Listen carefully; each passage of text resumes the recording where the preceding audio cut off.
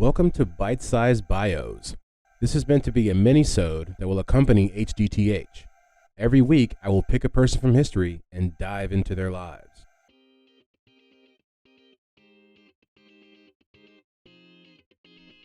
All right, welcome back to another episode of Bite Size Bios, BSB.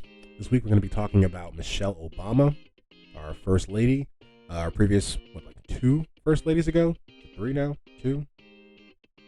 We'll go with two. So last week's episode was, what was it? It was cassette tapes and CDs and compact discs. Learned a lot about that. Learned that cassette tapes were basically Nazi technology. Always good to find out how, Nazis just sprinkle themselves throughout our lives every day. We also learned that the first compact disc actually didn't spin. Something spun over it. And a lot of different things. I would say if you haven't checked it out, go back and check it out. But this is always the mini episode where we try to cover a few things that may or may not have gotten into the last episode and kind of just, do a little rehash before we get on to learning about this person that we have for the week. And one thing that I thought about once I finished recording, it was all done, I pressed publish. I was like, not that it needed to be covered, but I was like, the answering machine. It's a piece of technology. It's like the Walkman in a sense of. Truthfully, in the sense of we learned about the Walkman was actually when it was first created, it was made, or the prototype of it that they used to create the Walkman was actually a recording device and not a playback device. It was used for journalists, but because the guy, the CEO of Sony, was so into opera, he was like, I need something to listen to my opera on, so can you flip that for me, basically. But then we get to the answering machine, and so there's basically, it runs the same type of timeline as the cassette tapes, obviously, because it has to do with the whole idea of putting the sound on the little magnetic strips, which is the fundamentals of modern recording. And so that basically the first people that do that we see are AT&T in 1934. It's created in the Bell Laboratories, and they actually kept it under wrap for years because they thought that if people knew they had an answering machine where you could just record what people were saying, that they would get less phone calls. That people would, they would be like, oh, well, I'm not going to talk. I'm not sure if I get their logic. But they thought that then less people would call. But so the answering machine, that was basically the technology. The first main modern one, I think, was actually created because, like I said, they created it, but they didn't tell anybody about it. So people still had to so people still wanted to invent it themselves. And so there was a guy named Joseph Zimmerman in Milwaukee who actually created one as well. I believe it was in 1949. So who knows when, they actually, when AT&T let this out, obviously not until 1949. But, so I just thought that was a part that, it's not a big part of cassettes and CDs. But once I thought about it, I was like, it's something that should be mentioned. But so that's pretty much all I wanted to get into before we get to the episode. I think, as always, you guys know you can go to htthappen.com 7 days a week, and you'll find transcripts and the works cited and also other things that go along with the episodes, so you can kind of find out where I get all the information from. There's also a blog up there. Also links to the Twitter account. And then if you want to leave a review or you want to subscribe, that'd be awesome. You can do that wherever you listen to this pod. If you want to leave us 5 stars, that'd be awesome. If you want to give us 2 stars and tell us why you don't want to give us 5 stars, that's fine as well. Any constructive criticism is also welcome. But so without further ado, I think we're going to find out about First Lady Michelle Obama.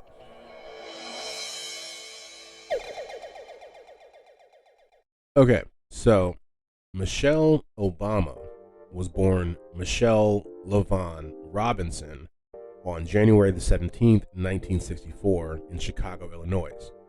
Her parents are named Fraser Robinson III and Marion Shields Robinson. Fraser was a city water employee, a city water plant employee, and Marion Robinson, she was a secretary at a store called a Spiegel's Catalog, which I don't know what that is, but it sounds kind of Searsy, maybe? I'm not sure. Her mother would actually end up being a full-time homemaker up until Michelle went to high school. So her Spiegel Catalog time didn't start until, Obama was 14 maybe. So I'm not sure what to call her in here. Obama, Michelle Robinson, First Lady, all the above. But so the Robinson, she can actually trace her roots back, I think, past the Civil War, which is actually for Black people is pretty impressive. Not gonna lie. On her father's side, she's descended from the Gullah people of South Carolina's Low Country. I think I'm actually descended from the same people. Her paternal great-great-grandfather, Jim Robinson, was born into slavery in 1850 on Friendfield Plantation. What a great name for a plantation, near Georgetown, South Carolina.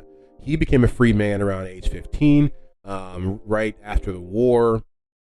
I'm not really sure why this is important. Like they put this in all of the articles that I read about her. Is like, and it's cool. It's like I like history and like lineage, but I don't know why this is that important. So I'm just gonna skip over that because they keep on going about like her slave ancestors and I don't know. Let's see here. Yeah, they're still talking about it. So Robinson herself, or Obama. Let's go with Obama. So her childhood was in a place called 7436 South Euclid Avenue. Now I've read her biography. I believe it's called Becoming. And it's actually really good. And I haven't read her new one. I definitely would. I've read all of President Obama's books. I've read all three of them. I have multiple copies actually. I was just looking at that the other day. But to say that it's pretty good literature. So she does mention a lot about her childhood home. And she lived upstairs on the second floor of I guess it was a kind of a duplex sort of thing. And her aunt lived downstairs. And her aunt actually owned the entire house and rented it out to her mother. Or in their family, so that's where they lived, I think, for her entire life, growing up. And of course, this was all happening in Chicago, Illinois. And so she was raised in what she describes as a conventional home, with the mom at home and the dad who works, and you have dinner on the table. And her elementary school was down the street. Very very, very straightforward. She and her mother enjoyed playing games like Monopoly. They read a lot. They always saw their family all the time. She played piano a lot. They said she actually played piano so much that her family, like she practiced so much, her family was like, "Can you please chill with that, Michelle? Like we all need a break." The Robinsons attended services at the nearby South Shore United Methodist Church, and they used to go on vacation in a rustic cabin in White Cloud, Michigan. Ooh, doesn't that sound nice? White Cloud. It says here, I think that both she and her brother, who actually was really smart as well, or his name is Craig, who's I think a couple years older than she is. They both skipped second grade. These guys were just really smart from the get, and so that'll get us basically into college. There's nothing I don't think that was worth really mentioning too much about her high school, and I'm sure people feel differently at me. I guess I don't know, but she ended up going to Princeton University, where she would get a degree in sociology, I believe. And then after that, she would get a JD from Harvard Law. So that resume is stacking up. And as part of her college degree, I believe her undergrad, when Michelle Obama was at Princeton, she wrote a thesis called "Princeton Educated Blacks in the Black Community," where she researched the identity of Black Americans who had gone into the educational field, I believe after they had left Princeton, and how they identified as part of the Black community. Let me actually look and make sure that's, because I thought it was something different. I'm going to make sure that's right. Because I wrote down something different that I thought. Let me look this up. Because what I remember it being is that she, yeah, okay. I think. Let's see. That's what it was. Okay, yeah. And so I must have transposed. I think it's transposed. These words wrong. So to go back and say the basis of her thesis was actually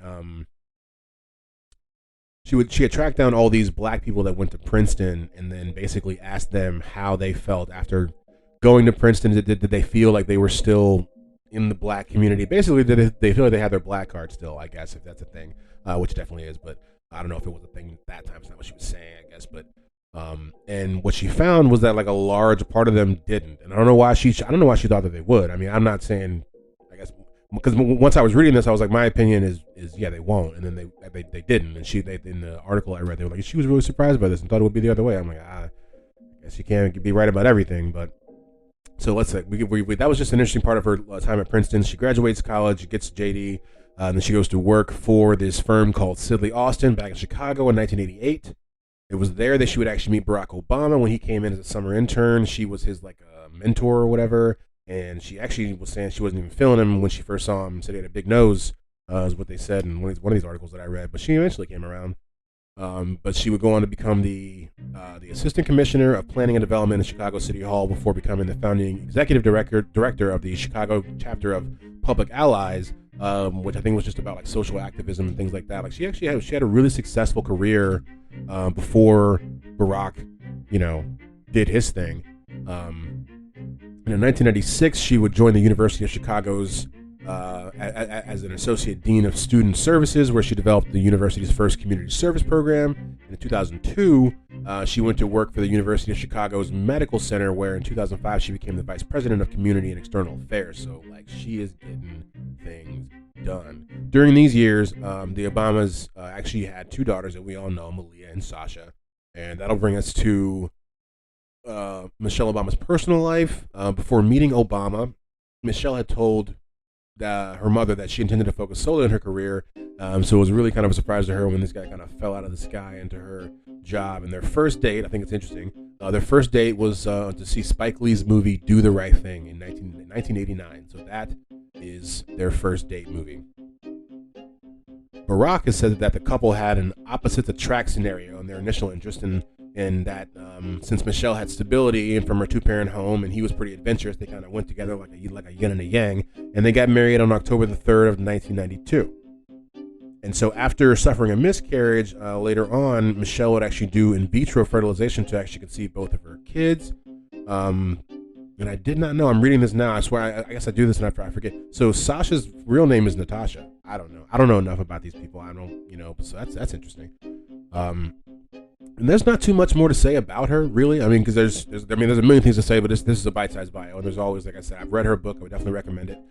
She wrote another book that I have not read yet, and that's one of the things that we're going to cover right here before we go ahead and get out of here. Is that the post-White House is where she wrote two books. She's written two books, post-presidency, and she's also started a podcast, which I just checked on right before I started this, just to see what they're doing. They did 9 episodes, so I guess they're just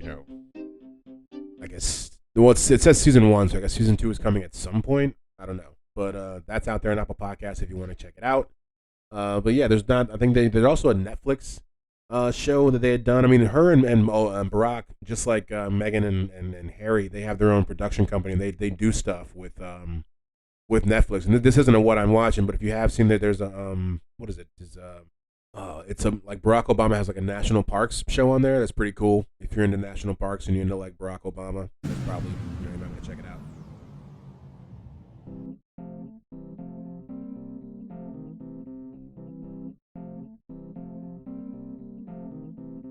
All right, that's been another episode of Bite Size Bios. We learned a lot about First Lady Michelle Obama.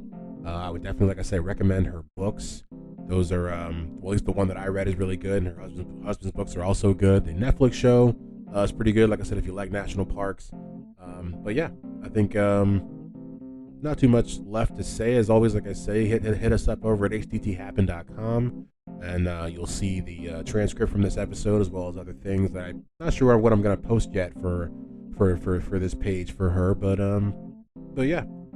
Thank you guys for always pressing play, and we'll see you in a couple days with the next How Did That Happen?